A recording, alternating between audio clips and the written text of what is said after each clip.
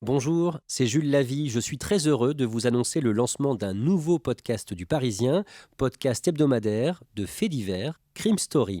Chaque samedi, dans Crime Story, Claudia Prolongeau vous raconte une grande affaire criminelle en s'appuyant sur l'expertise du chef du service police-justice du Parisien, Damien Delseny. Crime Story est disponible sur toutes les applications audio et sur leparisien.fr. Tout de suite, Code Source, votre podcast quotidien d'actualité. Il était considéré trop petit, trop frêle pour percer dans le foot professionnel. Aujourd'hui champion du monde, à 31 ans, il est l'un des piliers des Bleus de Didier Deschamps. Au Mondial 2022 au Qatar, le mercredi 14 décembre, Antoine Griezmann a été élu homme du match de la demi-finale victorieuse contre le Maroc et c'était son 73e match d'affilée en équipe de France. Qui est Antoine Griezmann ? Élément de réponse aujourd'hui dans Code Source avec deux des envoyés spéciaux du Parisien au Qatar, Dominique Sévérac et Benjamin Couarez.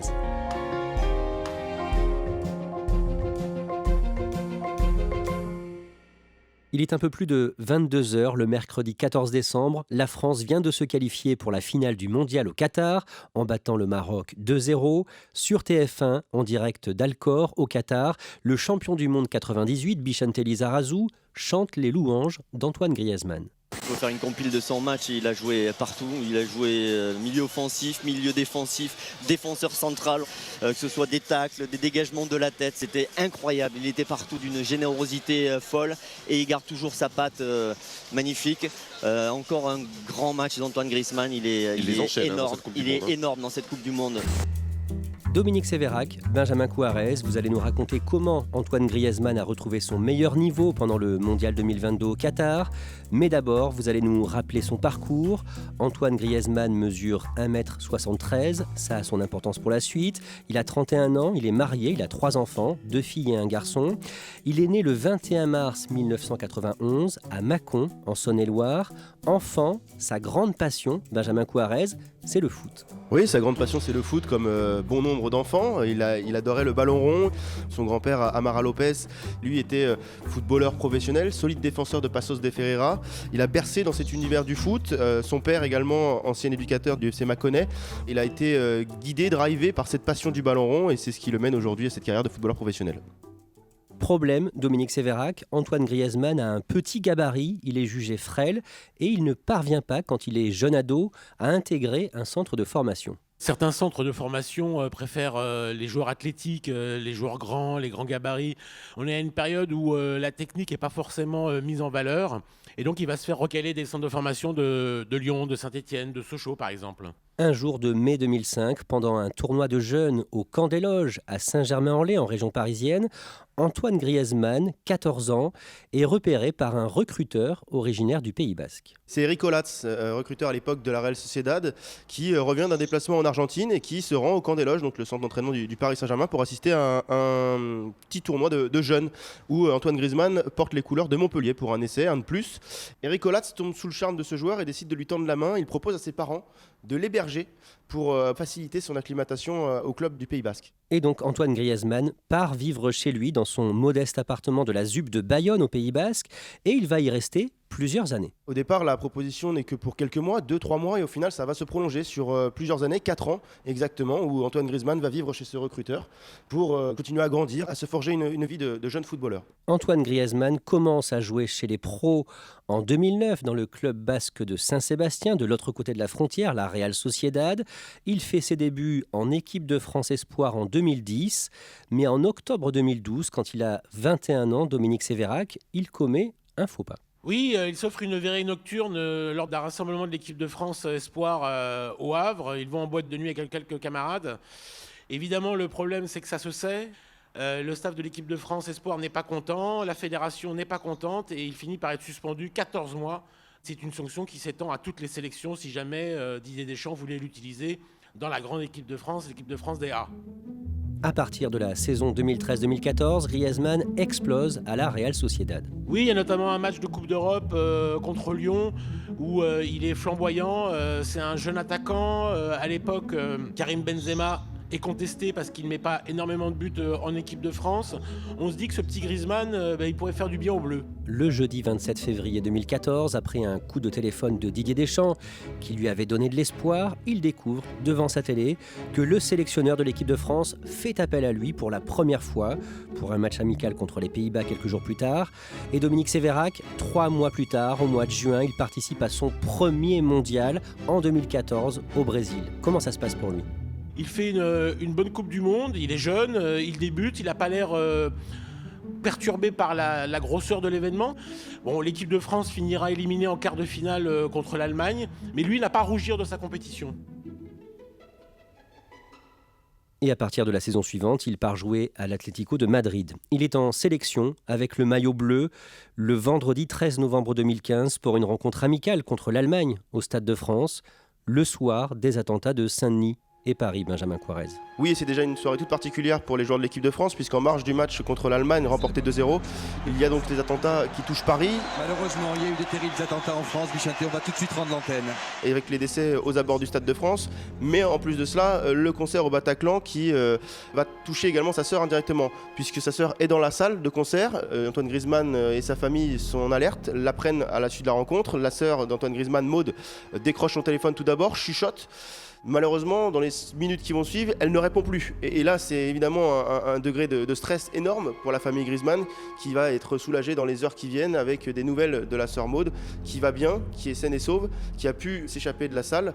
Mais évidemment, ça restera un traumatisme pour la famille Griezmann. Et d'ailleurs, sa sœur Maud n'en parlera qu'à Antoine quelques jours plus tard. C'est parti, et coup d'envoi donné par l'Atlético Madrid. Le 28 mai 2016, Benjamin Couarez, Antoine Griezmann dispute la finale de la Ligue des Champions avec l'Atlético, mais perd contre l'autre club de Madrid, le Real, de Cristiano Ronaldo. Comment est-ce qu'il vit cette défaite ? Forcément pas très bien, parce que c'est un compétiteur, et comme tout compétiteur, il comptait remporter la plus grande des compétitions européennes. Un partout dans le temps réglementaire, séance de tir au but. Antoine Griezmann lance la séance de tir au but pour l'Atlético Madrid, et malheureusement il voit son équipe s'incliner 5-3. C'est un truc de fou. L'Atlético Madrid est maudit. Ils avaient certainement ce premier titre de champion d'Europe à porter, les Colchoneros. Après cette finale, Antoine Griezmann est tellement déçu qu'il ne regarde pas Cristiano Ronaldo soulever le trophée. C'est un moment trop difficile pour lui. Il rêvait lui-même d'avoir ce trophée entre les mains et malheureusement il lui échappe.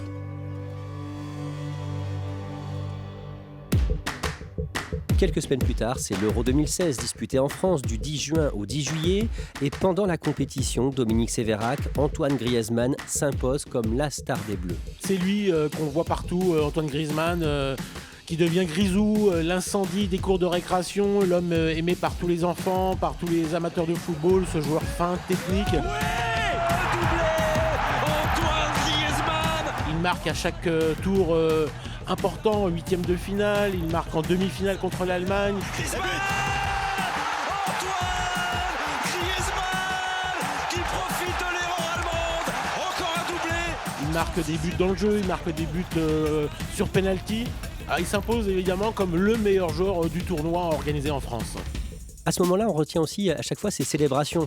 Oui, c'est l'année du jeu Fortnite qui est vendu, un des jeux les plus vendus dans le monde. Et Antoine Griezmann reprend l'un des codes du jeu et célèbre ses buts en faisant le L avec son pouce et son index devant les tribunes en furie après chaque réalisation de sa part. Mais le soir du 10 juillet au Stade de France, il est impuissant face au Portugal en finale. La France perd après prolongation 1-0. Oui, les Bleus échouent à la dernière marche après avoir fait tout ce qu'il fallait pour remporter ce trophée. Antoine Griezmann avait réalisé une compétition énorme. Il avait été le meilleur buteur, le meilleur joueur de cette compétition, de l'Euro en France.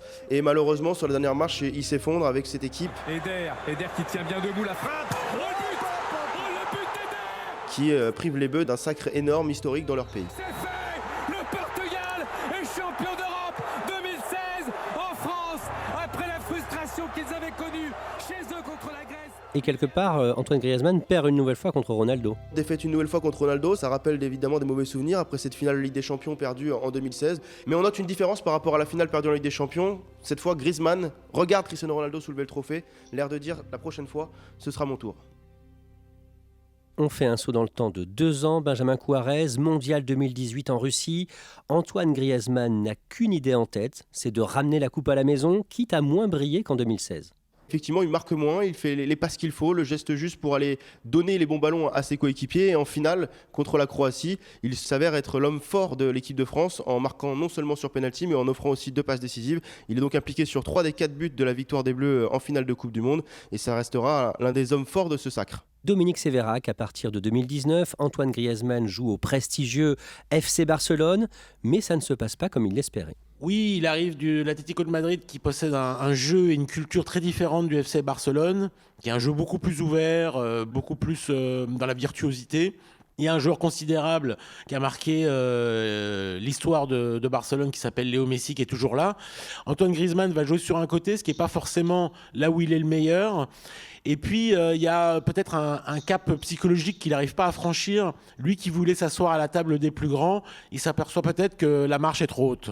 Pendant la saison 2021-2022, Antoine Griezmann est prêté par le Barça à son club précédent, l'Atlético de Madrid, mais avec des conditions contraignantes. Oui, effectivement, le Barça prête à l'Atlético Madrid son ancien club, Antoine Griezmann, avec une clause particulière dans le contrat et qui explique qu'une option d'achat de 40 millions d'euros sera automatiquement levée si l'attaquant dispute plus de 45 minutes sur 50% des matchs du club madrilène. Donc il s'avère que sur la 2e saison qu'il dispute à l'Atlético Madrid, il ne peut jouer qu'une demi-heure de temps de jeu parce que la consigne est donnée par le président de l'Atlético au coach Diego Simeone de moins faire jouer Antoine Griezmann. Donc en début de saison, on retrouve Antoine Griezmann qui ne dispute que 30 minutes de jeu par match, ce qui reste très peu, mais ça ne l'empêche pas d'être décisif avec le club de Madrid. Antoine Griezmann subit indirectement un nouveau coup dur. À partir du printemps 2022, son ancien mentor, Eric Olatz, est placé en garde à vue le 11 mai, puis en détention provisoire le lendemain. Suite à 3 plaintes pour agression sexuelle, il est mis en examen pour atteinte sexuelle sur mineur et détention d'images à caractère pornographique de mineurs. Le 5 septembre, son placement en détention provisoire est prolongé et 3 nouvelles plaintes sont déposées pour agression sexuelle sur mineurs. D'après France Bleu Pays Basque qui révèle ces informations, Antoine Griezmann a été entendu par les enquêteurs. Ils lui ont demandé si lui aussi a été victime et il a répondu que non. Dominique Sévérac, les 2 hommes ne se parlent plus depuis des années, depuis qu'Eric Olatz a refusé de venir au mariage d'Antoine Griezmann en juin 2017, alors que le joueur avait prévu de le placer à la table d'honneur. Oui, effectivement, le lien est rompu entre l'ancien mentor et son poulain. C'est la fin d'une grande histoire de respect, d'admiration mutuelle. Et effectivement, chacun a tourné la page, même si Eric Olatz continue parfois à parler d'Antoine Griezmann. Antoine Griezmann, lui, se refuse à parler publiquement de lui. Dominique Sévérac, au niveau sportif, malgré ses problèmes de jeu en club, Didier Deschamps l'appelle à chaque fois en équipe de France et c'est aussi le cas le 9 novembre quand il dévoile sa sélection pour le Mondial 2022 au Qatar. C'est un cadre d'équipe de France avec Hugo Lloris et Raphaël Varane, c'est un pilier. C'est aussi un joueur qui a une hygiène de vie irréprochable, qui lui permet depuis 2017 d'enchaîner toutes les sélections de l'équipe de France, tous les matchs possibles à jouer. Il pulvérise largement le record de Patrick Vieira qui était de 44 matchs de suite en équipe de France. Donc Antoine Griezmann fait partie intégrante du décor de l'équipe de France. Coup de tonnerre pour l'équipe de France à la veille du début du mondial. Le samedi 19 novembre au soir, le Parisien révèle que l'attaquant du Real Madrid, Karim Benzema, est forfait pour cette compétition. Et le lendemain, dans l'émission Téléfoot sur TF1, le sélectionneur Didier Deschamps est aux côtés d'Antoine Griezmann. Antoine Griezmann et Didier Deschamps ont le même discours. Ils montrent une équipe soudée, unie, qui croit encore en ses capacités. Griezmann, lui, parle de son leadership. Il explique qu'il n'est pas un leader dans la parole, mais sur le terrain. Et on s'attend à voir un Antoine Griezmann déterminé et sûr de sa force, et peut-être même le renouveau d'Antoine Griezmann sur le terrain. La France fait son entrée dans le Mondial 2022 le mardi 22 novembre au stade Al Janoub contre l'Australie et Antoine Griezmann s'illustre dans un rôle un peu différent de celui qu'il avait en bleu jusqu'ici, Dominique Sévérac. On avait l'habitude de voir Antoine Griezmann plutôt devant, accompagnant Olivier Giroud, Karim Benzema, Kylian Mbappé. Et là, on le retrouve dans un rôle de milieu de terrain. C'est-à-dire qu'il joue un cran reculé sur la pelouse. Il est dans le cœur du jeu, comme on dit.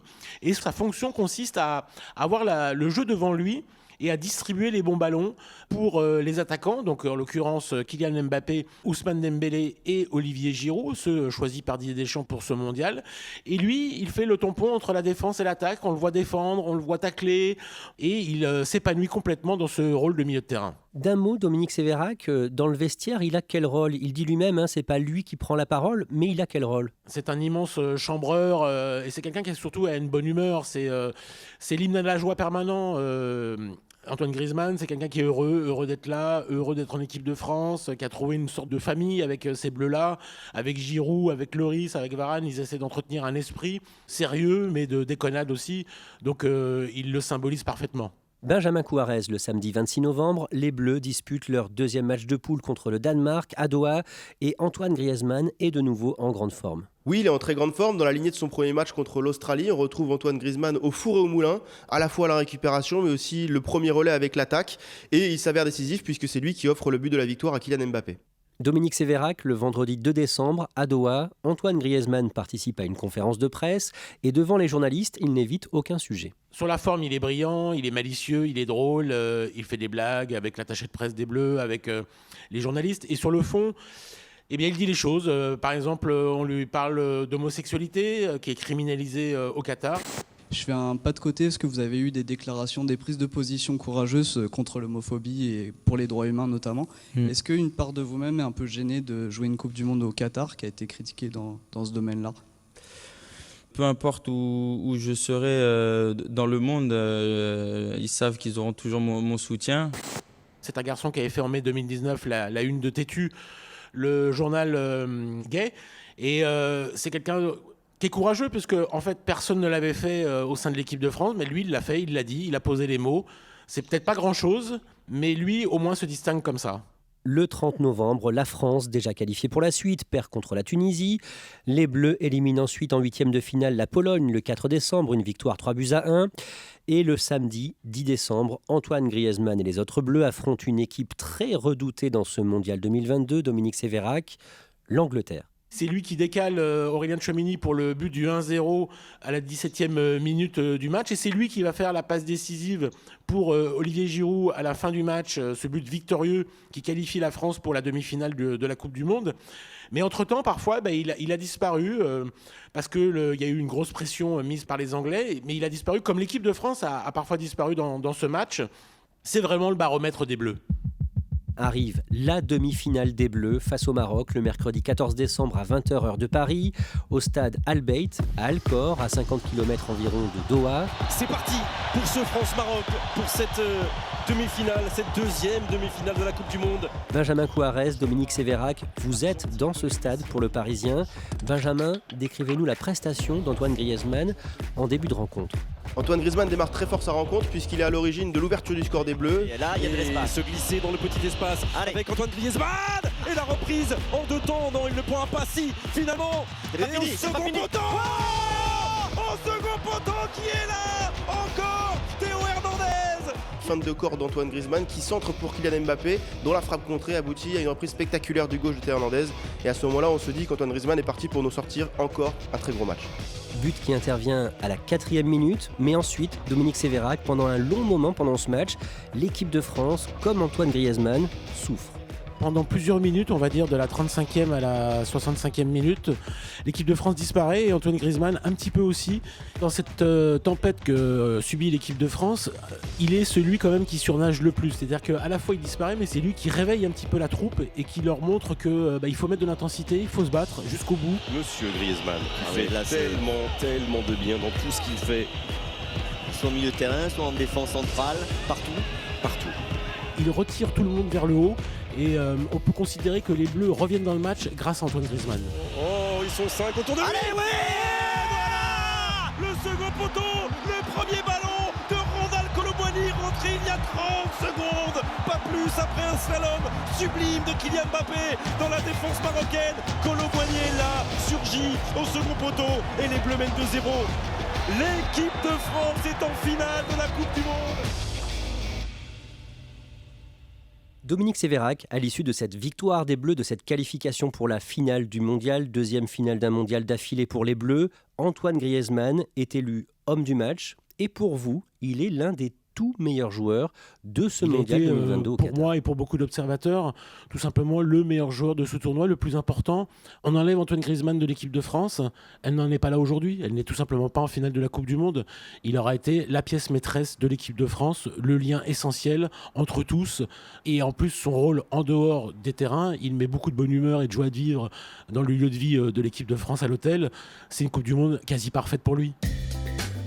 Benjamin Couarez, Antoine Griezmann va tout donner dimanche pour aller chercher son deuxième sacre mondial, le 3e de l'équipe de France, face à l'Argentine de Messi. Il avait tout donné il y a 4 ans en Russie pour remporter le mondial face à la Croatie en finale. Il donnera tout évidemment face à l'Argentine de Messi, son ancien partenaire à Barcelone. On aura très certainement un grand Antoine Griezmann dimanche pour la finale de la Coupe du Monde. Antoine Griezmann a joué avec Messi au FC Barcelone. Comment ça s'était passé? Il est en quel terme avec Léo Messi? Antoine Griezmann a été interrogé par les médias espagnols et a reconnu que pour lui, Lionel Messi était le meilleur joueur du monde. Malgré tout, leur aventure évidemment était contrastée à Barcelone. Lui n'a pas suffisamment joué, il n'a pas eu le rendement qu'il avait pu avoir à l'Atlético Madrid. Ce sera donc un face-à-face, un match dans le match très intéressant dimanche. Et évidemment, Antoine Griezmann voudra porter les Bleus sur le toit du monde une seconde fois après l'avoir fait il y a 4 ans en Russie. Ce qui donnera un éclat supplémentaire à sa Coupe du Monde, une sorte de cerise sur le gâteau, c'est qu'il marque en finale de la Coupe du Monde dimanche contre l'Argentine. Il l'avait fait il y a 4 ans contre la Croatie en transformant un penalty. Ça ne changera rien sur le fond, il a réalisé un parcours et un tournoi exceptionnel, mais ça serait une sorte d'apothéose pour lui et puis sera définitivement au panthéon du football français.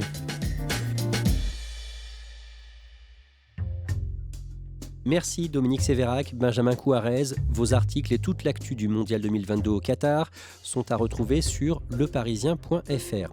Code Source est le podcast quotidien d'actualité du Parisien. Pour ne rater aucun épisode, n'oubliez pas de vous abonner sur votre application audio préférée. Cet épisode de Code Source a été produit par Clara Garnier-Amouroux, Raphaël Pueyo et Emma Jacob. Réalisation Julien Moncouquiol.